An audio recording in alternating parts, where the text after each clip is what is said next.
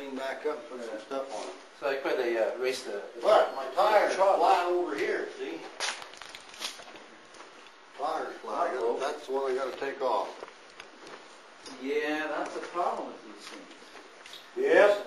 It's not like changing a car tire. No, so I gotta... I like those old John Deere tractors. They just go and go and go.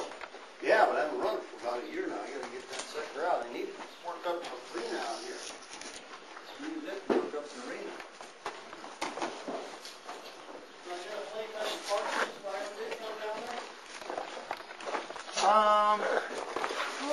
I gotta get it out and get it cleaned up and ready to go. Oh, nice. Yeah. And I geared it down, put a couple of sprockets on to get it down to about 15 RPM. Right. And I can just take my, I use small stuff, so I tap in, square through it, I can just run it right through. I can run a circle this big. Now I have to square through. Or I can bend stuff. Stove, refrigerator, shower, bathroom. I bet bring a horse or two and go up Wheeler Gorge up there, out of Ojai. There's a waterfall or two up there, and Oh, I go up here on the mountains. I gotta get it cleaned up and get it out. So now she's old enough. I gotta get rid of that sucker, man. Yeah. The motor's got a good motor in it. Hell, that motor's really good. Well, maybe you could find something. What is it? Is it a 6 or V6 or? I don't know for sure. I think it is a V6. I got a friend who has a 29 Model A roadster pickup. Yeah. And he put a V6 Buick in it. Oh. He calls it a 4 Ruit. 4 Ruit. Yeah. He's won a few trophies at some car shows and stuff. It's a pretty nice little thing. I did some odds and ends on it, for him. Tell me about these two horses. These are out of that stud there. I sold the mares. I gave one, this one's mother I gave to Willie, and the other one over there I sold a year ago. And I'm cutting down so I don't have quite so many. In that old building down there, it used to be a granary. Well, it still is. It wasn't used for that. Connie's got a bunch of stuff stuck in there too. I was hoping that'd be her access, but she won't back it that far. I knew there was a problem. See, I needed like a trolley going across. Oh, uh-huh. I think it would work a lot better. She'd move it out there.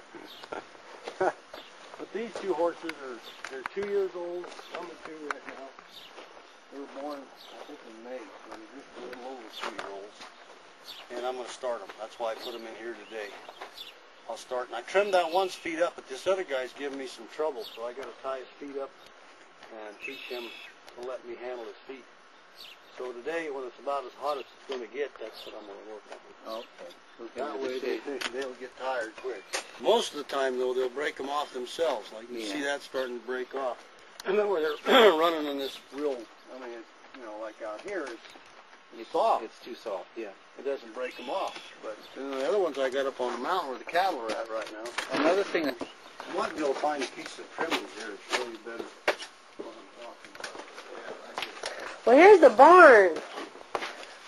You want lights? Close this door. Hey, you got lights? Okay. I can see just fine in here. It's adjusted.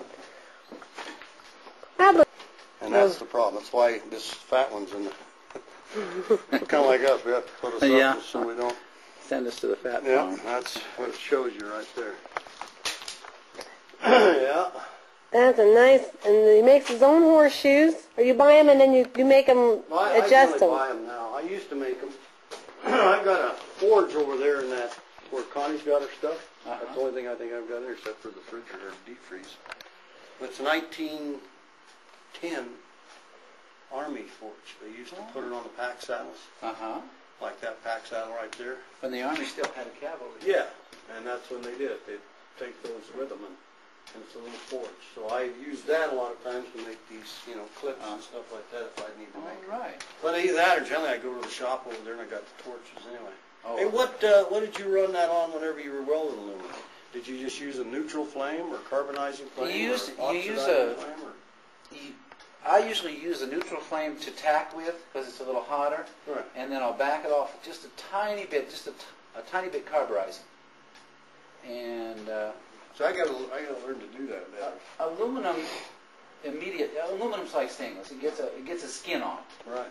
and then you can't run the you can't run the bead on that skin, and so that's what the flux is for. It keeps that skin from forming the layer of oxidation, and but once you get it going, keep it going, because when you lose it, then you got to use a little extra heat to get started again. Then you pop a hole in it. Then you got to fill a hole, and it gets ridiculous. You're right.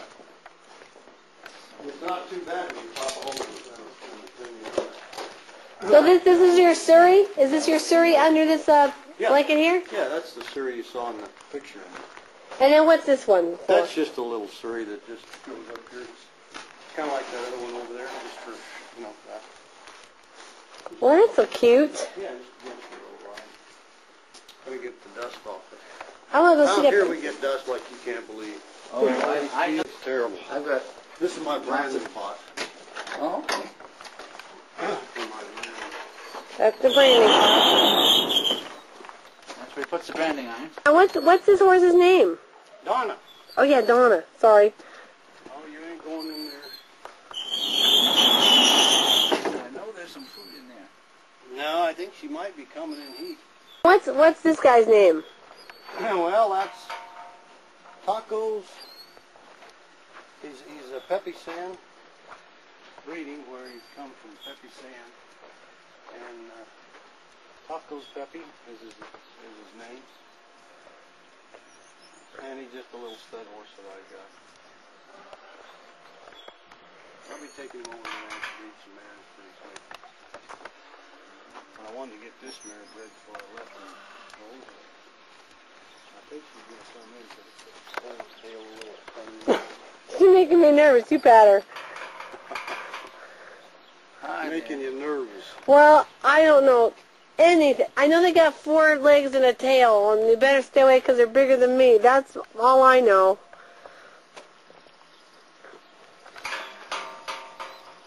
Yeah.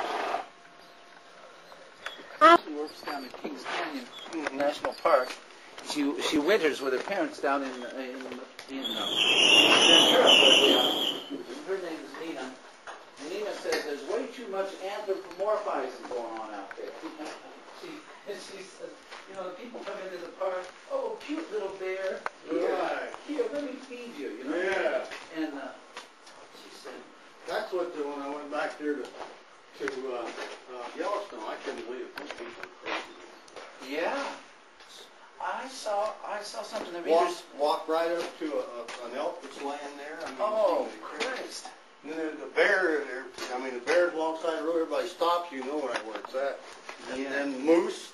One guy's walking along here, and he gets out. Look at that beautiful moose. I said, yeah, look at the one 20 feet from you. And I'm sitting in the pickup. Yeah. They don't pay a bit of attention. They can cover 20 feet in about half a second. Yeah, I know. How about the guy taking the picture of his wife? That's what I was reading in Reader's Digest. This guy just, he says, I don't know, Yellowstone or where, he says, here, honey, put some honey on your face and have the bear lick it off. I'll get a picture. He nearly tore her head off. Yeah. They say some people aren't too smart, man. Well, maybe he was just trying to collect England's shrimp. He's trying to get rid of them. That's it. She had her sure come up to the hill.